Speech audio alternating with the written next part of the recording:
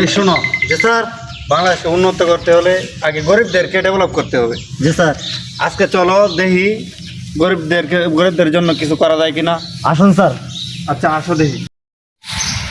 এই যে ভাই এদিকে আসেন তো একটু, পরিচয় করাই দিই। উনি হচ্ছেন বাংলাদেশের খেতাব কমিটির গরিব সভাপতি। আরে ঠিক করে বলো। দুঃখ দুঃখ দুঃখ। উনি হচ্ছেন বাংলাদেশের গরিব খেতাব কমিটির সভাপতি। এই শোনো, আমরা বাংলাদেশে আর কোনো গরিব রাখতে চাইতে না। স্যার আমরা টিয়াটু নাকি থেকে আমরা এই দেশের দামাটা দিতে শোনো, আমরা বাংলাদেশে আর কোনো গরিব রাখতে চাইতেছি না। তাহলে আমরা এই দেশে থাকতাম না। তোমরা থাক ভাই, তোমরা উন্নত করে দিও।